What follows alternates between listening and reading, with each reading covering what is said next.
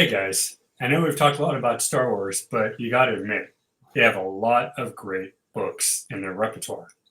Today, we're going to go over a series that discusses the difference between using your common sense and doing good. Let's talk.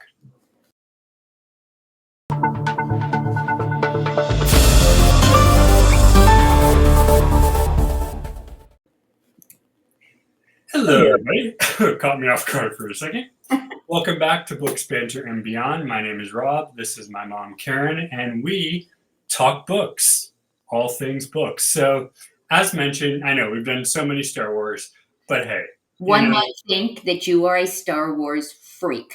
you would think. Yeah. But yeah, they're one of the biggest companies as far as book series goes. We talked about how one of their books was recently published, I think only a couple years ago. So they're still going at it. I mean, these guys have more than enough, character and storyline to go. But we're going to go over a specific series known as Fate of the Jedi and discuss the question, is it better to use common sense or to be good?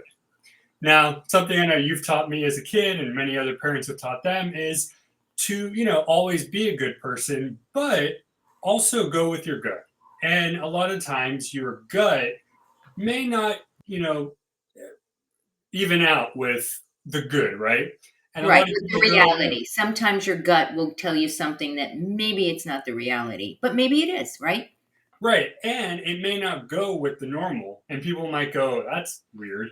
And it's funny because in this particular storyline, the main character of Luke and his son Ben, two people that you would expect would go exactly with the rules really don't. And they kind of, they end up getting, spoiler alert here, they get exiled at the beginning. And they basically spend an entire 9 books figuring out this evil. And it's actually the evil we talked about, the character of Abeloth. So if you haven't watched that video, go check that one out. We'll put a link. We'll put a link We'll to put a that. link. Yeah, we'll put a link down there. So really, what happens is it's 9 books of Luke and Ben trying to fight off this invisible threat. Now, this invisible threat causes everybody to basically go mad, and it causes the best of Jedi to go against each other. So out of the blue, they kind of go stir crazy. They'll start attacking. They'll start, they'll do everything and anything, and they think that you are the imposter when really Right. their brain is actually, the one being corrupted. Right. It's a very interesting book. And again, we've talked about Star Wars kind of going a little off the grid and not writing the normal science fiction. But I think for those who want, I don't know, maybe a more in-depth look at what the code is for the Jedi Code, this book kind of gives you a lot of really interesting thoughts. Again, the question we have is common sense versus good. And the reason why I picked this book for this question here was because the entire time, Luke, and we all know him as a character, basically has to decide, do I lose a few people by using common sense, or do I basically let the entire universe go kaput and do what's good, right? Right. So, before we go in deeper, what do you think? I know you've read many books with, good versus evil. What do you think of this idea of good versus smart, I guess? I think it's kind of hard to wrap your head around that because most of us, at least I think that if you're being smart, you're also tend to be good because it's logic. It's like, okay. Right. And so this is kind of saying that maybe they doesn't. It's just not a normal link. Maybe it's not. And so I don't know. I don't know. I have to. Let's discuss. I don't know. Right. So throughout the book, we learn that, well, from the beginning, I should say, Luke is exiled because he goes against the code of what he's supposed to do. And instead of basically all the Jedi getting arrested, he says, fine, kick me out, let everybody else be. I'll go do my thing and come back when my time is up. His son Ben says, you're not going without me. There's a little bit of a no, you stay here, because you're my kid. I don't want you to get whatever. He goes, I don't care what you're thinking. I'm going with you. You're my dad. Let's do this. So him and his son go off. They end up actually meeting a Sith girl who more or less actually helps them out. And throughout the entire book, they don't know what's going on here. They're thinking that there's some sort of evil thing going on. And of course, we finally learn that Abeloth, this celestial horror there, is responsible for doing this. Now, that only makes things worse for Luke because, well, he doesn't have a plan to get rid of her. And even by the end of the book, when she supposedly is defeated, he actually kind of has an inner monologue and says, "We're not done, but at least we got rid of her for now." And that gives the reader kind of one of those, wait a minute, but aren't the good guys supposed to, fix everything, right?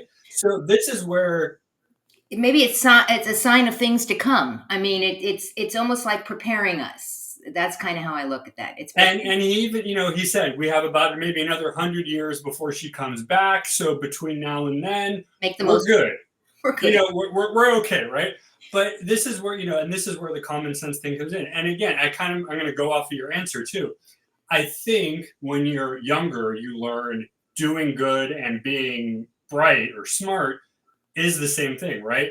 But I think as you grow and as you have your circumstances and your whatever, you soon learn it's not so much good or bad. It's what's really the best way to do that's Right. going to have the least, I guess, casualty. Well, right. It's right? what you do with your smarts, right? Because we both know a lot of smart people. I mean, as I'm now starting to think of, that are not very nice.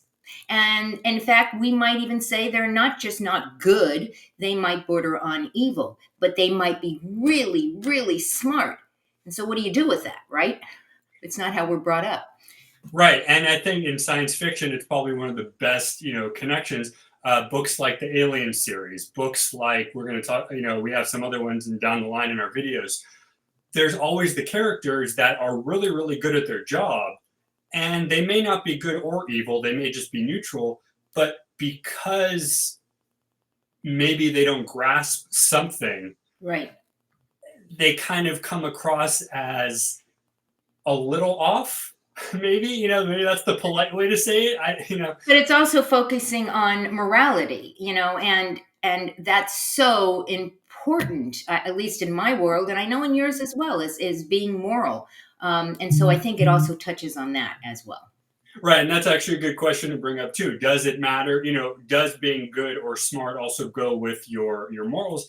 And I think at the end of the day, and I don't know the exact quote, but I think it's kind of like if you did what you did for the reason that you should, you're good. I mean, it doesn't matter what the outcome necessarily is, but if your goal at the get-go is to Mhm. make sure things are copacetic and everything is Right. good, it doesn't matter what happened, you've done your job, I guess. So morality would say, forget about what you're trying to do. If you have the right mindset, common sense, I guess, you've already won. Does that make sense? Yeah, it does. And, I guess a question that I would have for you, and again, and I wrote it down because I knew we were going to be discussing this, is how does the fate of the Jedi, or the Jedi, or how we're pronouncing that, does it offer guidance in terms of pursuing morality, or does it not, or does it have nothing to do with that? What would you say? Well, it's actually a funny question because a lot of people will say they'll read a book, whether it's sci-fi, fantasy, whatever,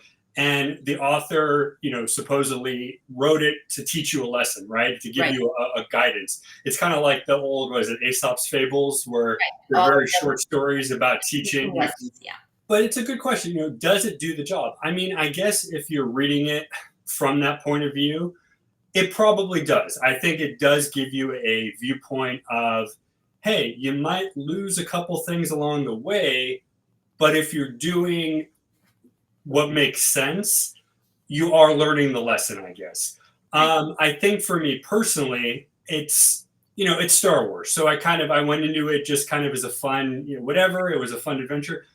I definitely would say the author gave me a brand new perspective on the general outline of the universe. It definitely changes the Jedi from what we've seen in other media.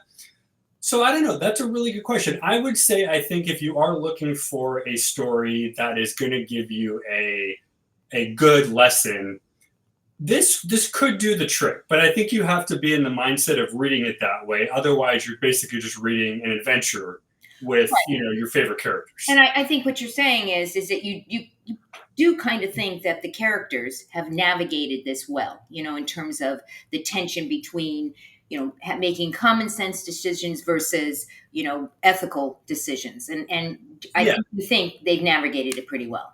I think they did well, and I think you even kind of look at people like Luke and go, "Hey, he's normal. He doesn't make the best decisions, but he's still actually a good guy. Like he's smart. He's doing this for the overall." He did the best he could, given Exactly. what he was given, right? And I think that is a life lesson, that if we do the best we can with what we are given, Yeah, could you ask for anything more? I don't think so. I don't think so. I Right? think you're right. So we have some books in the store, right? We do. They're on the shelf out there, but we got them up on here. So again, if you guys have seen our other Star Wars shows, you'll recognize some of these titles. This one right here takes us to Han Solo's home planet to basically rid his home planet of the bad guys. And you know the drill. Take your phone out, scan it. It'll take you right over there. But if you don't want to do that, the link will be in the comments as well. Here's a second one that you have in there. And again, we've seen it before, right? It's Heirs So of this the is Empire. another, yeah. So this one is part of the Thrawn trilogy, another bad guy that we meet after Vader. Again, we have our good friends here, Luke, Leia, and Han, going back on another adventure to save the galaxy. But this actually is a really, really good book. $2, can't beat that price. I mean, Can't beat it. And even for $4, you can't beat it. I mean, when you're doing, these are classics, and they need to be on your shelves, I think. and for those who might be actually following some of the Disney Plus books like Revan here, actually are being morphed into shows. So you're going to notice a lot of these classics actually becoming or have already become a mini series or a movie as well. So check them out. Good stuff here. Very good stuff here. And of course, you're wearing your shirt. I feel like I forgot to put mine on today. Uh-oh.